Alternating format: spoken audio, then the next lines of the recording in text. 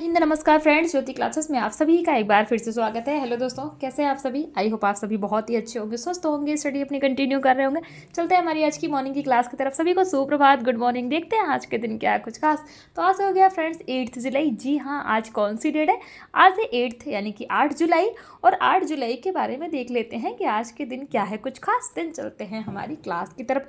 तो ध्यान दीजिएगा, 8 जुलाई को हर साल हम क्या मनाते हैं? वैसे तो बहुत सारे दिन मनाए जाते हैं, बट जो इम्पोर्टेंट होता है हम उसी डे के बारे में चर्चा करते हैं। तो देखते हैं 8 जुलाई को राष्ट्रीय ब्लूबेरी दिवस मनाया जाता है। जी हाँ, आज यानी कि 8 जुलाई को राष्ट्रीय ब्लूबेरी दिवस मनाया जाता है। ब्लूबेरी नाम से सभी परिचित होंगे, जिसको हम हिंदी में जामुन भी कहते हैं। साथ ही साथ नीलबदरी एवं नीलबेरी कई सारे नाम से जानते हैं। आप बताइए, आपके यहाँ ब्लूबेरी को किस नाम से पुकारा जाता है, अर्थात ब्लूबेरी को कौन से नाम से जाना जाता है? हमारे यहाँ तो ब्लूबेरी को जामुन कहते हैं। तो आज के दिन हम जो है ब्लूबेरी दिवस मनाते हैं। और ब्लूबेरी में फ्रेंड्स एंटीऑक्सीडेंट का गुण काफ़ी मात्रा में पाया जाता है। ध्यान दीजिएगा, ब्लूबेरी में एंटीऑक्सीडेंट का गुण बहुत ही अधिक मात्रा में पाया जाता है। ब्लूबेरी दिवस हम मनाते क्यों हैं? इसका मनाने का उद्देश्य क्या है, तो देख लेते हैं। ब्लूबेरी से होने वाले फ़ायदों के बारे में जागरूकता बढ़ाना, यानी कि लोगों को जागरूक करना कि ब्लूबेरी से कितने फ़ायदे होते हैं, उसके लिए हम ये दिवस मनाते हैं। जैसे ब्लूबेरी में फाइबर की मात्रा बहुत अधिक पाई जाती है, साथ ही साथ ये कोलेस्ट्रॉल को कम करने तथा हार्ट के लिए भी काफ़ी अच्छा होता है। जी हाँ, ब्लूबेरी जो हमारा नीलबेरी या फिर जामुन जिसको हम कहते हैं, तो इसके बहुत सारे फ़ायदे हैं। इसमें फाइबर बहुत ही अधिक मात्रा में पाया जाता है, साथ ही साथ यह कोलेस्ट्रॉल को कम करने तथा आपके हार्ट के लिए भी काफ़ी अच्छा होता है, काफ़ी फायदेमंद होता है। इसीलिए जब भी ब्लूबेरी का सीज़न आता है तो हमें ब्लूबेरी अवश्य ही खाना चाहिए।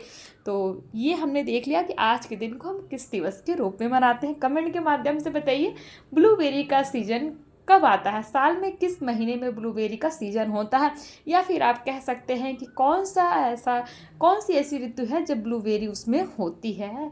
गर्मी, सर्दी या फिर बरसात? तो बताइए किस सीजन में ब्लूबेरी उगाई जाती है और ब्लूबेरी होती है, आप बताइए कमेंट के माध्यम से। तो ये तो हमने जान लिया ब्लूबेरी के बारे में कि कितने सारे ब्लूबेरी के फ़ायदे हैं। सबको डेली नहीं, ज़्यादा तो जब भी ब्लूबेरी का सीज़न आता है 2-4 ब्लूबेरी तो डेली खाना ही खाना चाहिए। तो अब चलते हैं हमारी क्लास की तरफ कि आज की क्लास में हम करने क्या वाले हैं। फ्रेंड्स, आज की क्लास में हम चर्चा करेंगे भारत में चल रहे पोषण के कार्यक्रम के, अर्थात जो न्यूट्रिशन प्रोग्राम है हमारे इंडिया में, उन पे हम चर्चा करने वाले हैं कि हमारे भारत में जो भी न्यूट्रिशन प्रोग्राम कौन कौन से चल रहे हैं उसके हम चर्चा करेंगे।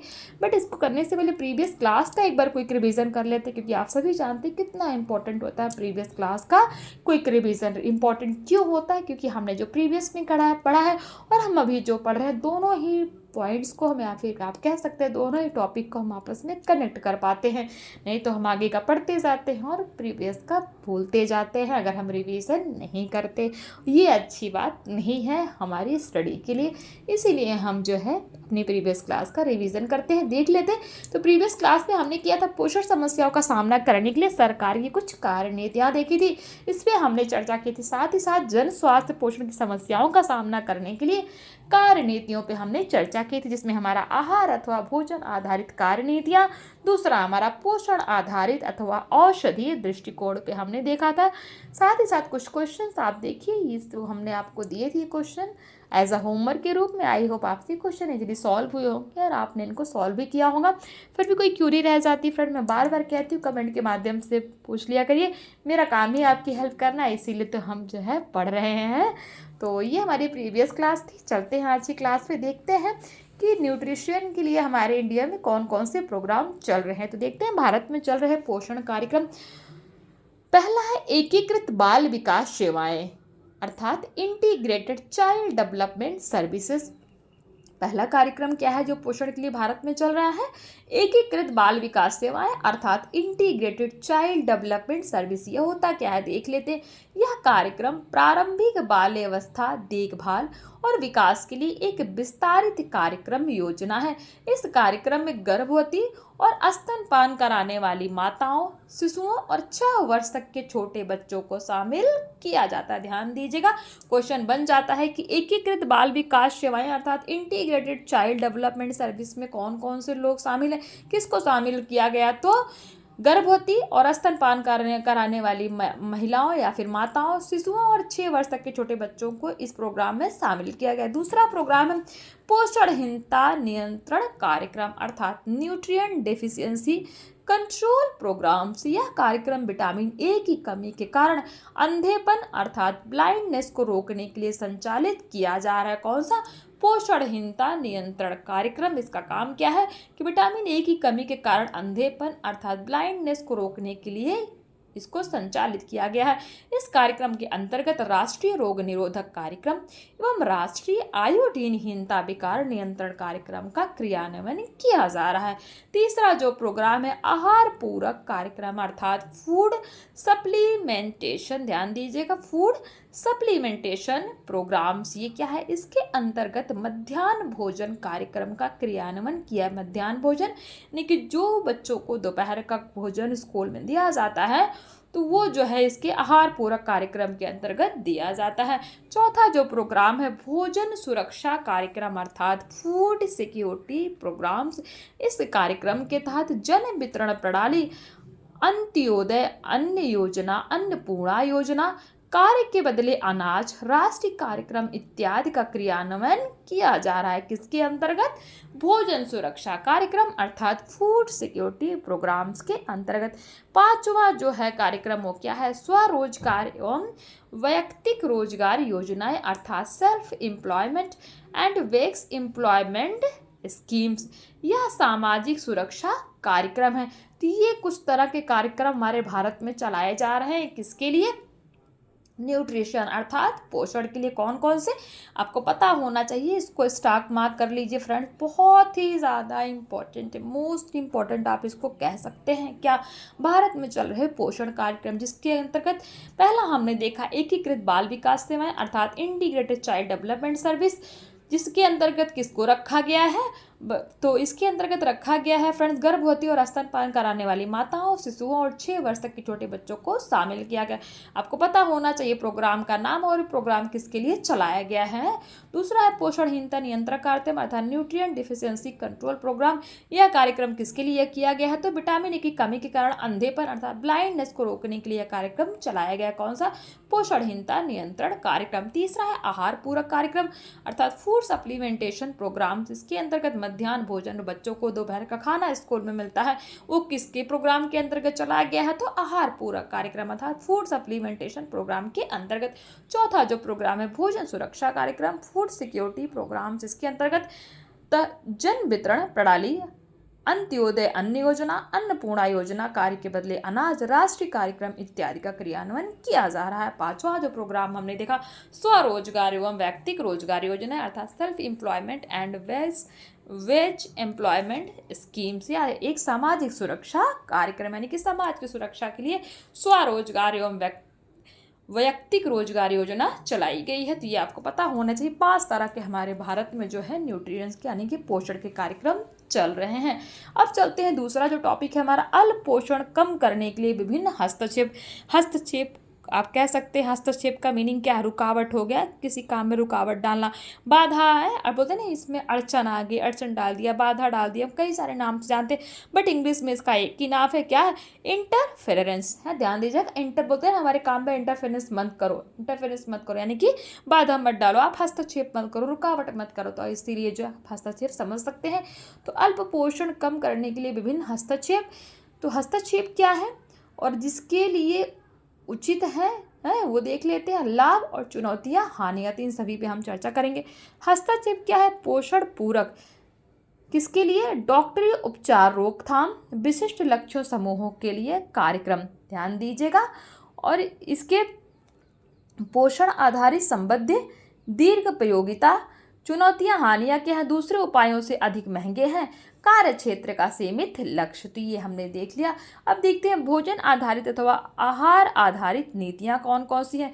पहला है, ध्यान दीजिएगा, पुष्टिकरण, भोजन को पोषकों द्वारा पुष्ट करना। तो क्या है इसका? रोकथाम, सार्वभौमिक, सभी के लिए है, बहुत अधिक मूल्य प्रभाव, दीर्घ उपयोगी, व्यापक क्षेत्र, खाद्य उपयोगी की भागीदारी की आवश्यकता होती है, पोषण और पोषकों के महत्व के बारे में लोगों को जागरूक नहीं करता। कौन सा? पुष्टिकरण, भोजन को पोषक तत्वों द्वारा पुष्ट करना। लंबी अवधि वाले दीर्घकालिक आहारीय व्यवहारिक परिवर्तनों की ओर अग्रसित नहीं करता। आहारीय व्यवहारिक परिवर्तनों की ओर अग्रसित नहीं करता। अब आहार विविधता ये सारे हमने किसके अंतर्गत देखे? पुष्टिकरण, भोजन को पोषकों द्वारा पुष्ट करना। आई होप ये आपको क्लियर हुआ होगा। दूसरा है हमारा आहार विविधता, यानी कि रोकथाम सार्वभौमिक सभी के लिए। आहार विविधता रोकथाम है, यानी कि सार्वभौमिक सभी के लिए है। बहुत अधिक मूल्य प्रभावी, दीर्घोपयोगी, व्यापक क्षेत्र, बहुत से सूक्ष्म पोषक एक साथ उपलब्ध कराना। भोजन सुरक्षा में सुधार, भोजन लेने के व्यवहार में परिवर्तन की आवश्यकता होती है। इसकी चुनौतियां, हानियां क्या होती है हम देख रहे हैं ना। तो भोजन लेने के व्यवहार में परिवर्तन की आवश्यकता होती है।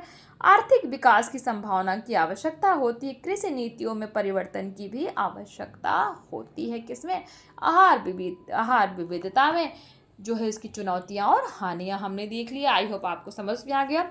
स्रोत है जन पोषण पाठ्यक्रम सामग्री, इंदिरा गांधी राष्ट्रीय मुक्त विश्वविद्यालय द्वारा प्रकाशित किया गया। ध्यान दीजिएगा, जो हम पढ़ रहे थे ना, जन पोषण पाठ्य सामग्री इंदिरा गांधी राष्ट्रीय मुक्त विश्वविद्यालय द्वारा यह प्रकाशित किया गया।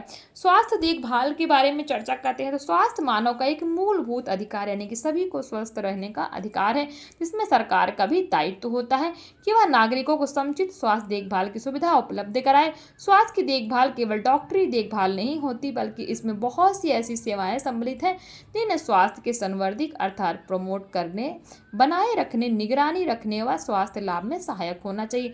भारत में स्वास्थ्य देखभाल निम्न 3 स्तरों पर की जाती। ध्यान दीजिएगा, भारत में स्वास्थ्य की देखभाल 3 स्तरों पर की जाती है। प्राथमिक स्तर, प्राइमरी लेवल, यह व्यक्ति, परिवार अथवा समुदाय का स्वास्थ्य पद्धति से पहला संपर्क का स्तर होता है। ये सेवाएं प्राथमिक स्वास्थ्य केंद्रों अर्थात प्राइमरी हेल्थ सेंटर द्वारा उपलब्ध कराई जाती हैं। कौन सी? प्राथमिक स्तर अर्थात प्राइमरी लेवल पर। दूसरी स्वास्थ्य सेवा है द्वितीयक स्तर अर्थात सेकेंडरी लेवल।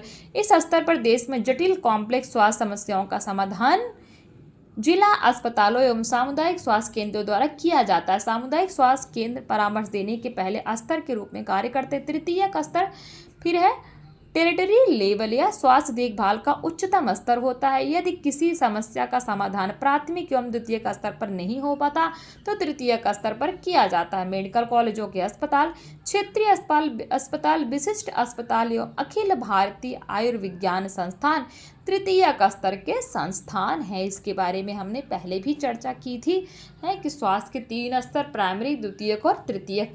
आप बताइए कि किस क्लास में हमने इस टॉपिक पे चर्चा की थी। पहले भी हमने इसको पढ़ रखा है। नेक्स्ट टॉपिक है हमारा कार्य क्षेत्र। स्वास्थ्य के लिए पोषण एवं महत्वपूर्ण निर्धारक तत्व है। ध्यान दीजिएगा, स्वास्थ्य के लिए पोषण एक महत्वपूर्ण निर्धारक, जो पोषण है हमारा स्वास्थ्य के लिए बहुत ही इंपॉर्टेंट स्टैंडर्ड तत्व है। पूरे विश्व में परिवर्तित हो रहे स्वास्थ्य परिदृश्य ने जन पोषण विशेषज्ञों की चुनौतियों और अधिक जटिलता कर दी है। जन पोषण विशेषज्ञ को सामुदायिक पोषण विशेषज्ञ अर्थात कम्युनिटी न्यूट्रिएंट्स भी कहते हैं। ध्यान दीजिएगा, जन पोषण विशेषज्ञ को और किस नाम से जानते हैं? सामुदायिक पोषण विशेषज्ञ अर्थात कम्युनिटी न्यूट्रिएंट्स भी कहते हैं। ये महत्वपूर्ण क्षेत्रों में प्रशिक्षित एवं साधन संपन्न होते हैं तथा स्वास्थ्य संबंधी समस्याओं एवं बीमारी की रोकथाम की सभी कारण नीतियों से परिचित होते हैं। स्वास्थ्य संबंधी प्रमुख क्षेत्र पोषण विज्ञान, पूरे जीवन क्रम में पोषण आवश्यकताएं, पोषण मूल्यांकन, पोषण देखरेख, खाद्य विज्ञान और कला, शैक्षिक पद्धतियां, जनसंचार माध्यमों का प्रयोग एवं कार्यक्रम प्रबंधन है। जन पोषण विशेषज्ञ या सामुदायिक पोषण विशेषज्ञ निम्न परिस्थितियों में कार्य करता है। पहला, अस्पतालों द्वारा रोकथाम और संवर्धन तथा शिक्षा के लिए किए जाने वाले विस्तारित कार्यक्रम अर्थात आउटरीच प्रोग्राम्स में भाग लेने के रूप में। दूसरा, शैक्षिक योग्यताओं एवं विशेषज्ञता के आधार पर विभिन्न स्तरों पर राष्ट्रीय समेकित बाल विकास सेवाओं अर्थात इंटीग्रेटेड चाइल्ड डेवलपमेंट सर्विस में भाग लेने के रूप में। तीसरा है सरकार के समस्त विकासात्मक कार्यक्रमों, स्वयंसेवी संस्थाओं एवं अंतर्राष्ट्रीय संस्थाओं यानी कि यूनिसेफ, पोषक इंटरनेशनल, IFPR आदि इत्यादि में कार्य करने के रूप में। चौथा पॉइंट है सरकारी स्तर पर परामर्शदाताओं, सलाहकारों के रूप में अथवा नीति निर्धारण समिति के रूप में। पांचवा पॉइंट है पोषण विशेषज्ञ अथवा विद्यालय स्वास्थ्य कार्यक्रमों के विद्यालय स्वास्थ्य परामर्शदाता के रूप में। छठा है एक पोषक विशेषज्ञ उन संस्थाओं में भी कार्य कर सकता है जो विभिन्न लक्ष्यों समूहों के लिए बड़े पैमाने पर पोषाहार कार्यक्रम का संचालन करती है। छठा पॉइंट कहता है कमजोर समूहों के लोग खाद्य एवं पोषण सुरक्षा संबंधित कॉर्पोरेट सामाजिक उत्तरदायित्व अर्थात कॉर्पोरेट सोशल रिस्पॉन्सिबिलिटी, जिसका शॉर्ट फॉर्म क्या है, CSR, आपको पता होना चाहिए। CSR का full form corporate social responsibility है। तो कार्यक्रमों में सम्मिलित होकर इसके अतिरिक्त शिक्षण, शोध, उद्यम वृत्ति में भागीदारी के रूप में पर्याप्त और समुचित शिक्षण प्राप्त लोगों के लिए संचार सामग्रियों और शैक्षिक पैकेज विकसित करने के कार्य में सम्मिलित एजेंसियों में भी अवसर है। क्या हम देख रहे थे, जन पोषण विशेषज्ञ सामुदायिक पोषण विज्ञान परिस्थितियों में कार्य करता है। तो देखा हमने ना स्वास्थ्य संबंधी के प्रमुख क्षेत्र पोषण विज्ञान है। तो ये सब इसी के बारे में हम पॉइंट पढ़ रहे थे। कुछ ये देख लीजिए, जीविका के अवसर। तो अस्पतालों में निवारक और सामाजिक चिकित्सा अर्थात preventive and social medical PSME विभागों में सामुदायिक विशेषज्ञ। दूसरा है सरकार द्वारा संचालित पोषण कार्यक्रम अर्थात न्यूट्रिशन प्रोग्राम्स जैसे ICDS खाद्य एवं पोषण बोर्ड। तीसरा है क्षेत्रीय, राष्ट्रीय एवं अंतर्राष्ट्रीय स्वयंसेवी संस्थाओं अर्थात वॉलंटरी ऑर्गेनाइजेशन में पोषण विशेषज्ञ के रूप में। चौथा है परामर्शदाता अर्थात ध्यान दीजिएगा, कॉन्सुलेंट्स के रूप में। पांचवा है स्कूलों, उद्योगों आदि संस्थाओं में आहार विशेषज्ञ अथवा परामर्शदाता के रूप में। शिक्षण एवं शैक्षिक अनुसंधान। तो ये हमने देख लिया जीविका के अवसर किसके बारे, जो जन पोषण विशेषज्ञ या सामुदायिक पोषण विशेषज्ञ होते हैं उनके लिए जीविका के स्तर देख लिए हमने। आई होप ये आपको कंप्लीट हुआ होगा, यानी कि इससे रिलेटेड जितने भी पॉइंट्स हैं आपके क्लियर हुए होंगे। कुछ क्वेश्चन देख लीजिए, किस कार्यक्रम के अंतर्गत भोजन मध्याह्न कार्यक्रम का क्रियान्वयन किया जा रहा है। हम पढ़ रहे थे ना पीछे प्रोग्राम्स के बारे में। तो बताइए कौन सा ऐसा प्रोग्राम भारत में चलाया गया जिसके अंतर्गत मध्याह्न भोजन कार्यक्रम का क्रियान्वयन किया जा रहा है। दूसरा है स्वास्थ्य देखभाल में किसका दायित्व होता है। तीसरा क्वेश्चन कहता है स्वास्थ्य के लिए एक महत्वपूर्ण निर्धारक तत्व कौन सा है। क्वेश्चन फोर्थ कहता है जन पोषण एवं स्वास्थ्य के क्षेत्र में जीविका का कोई एक अवसर बताइए। तो ये देखिए हम अवसर ही तो पढ़ रहे थे, जन पोषण एवं स्वास्थ्य के क्षेत्र में जीविका के अवसर, इतने सारे अवसर पढ़े।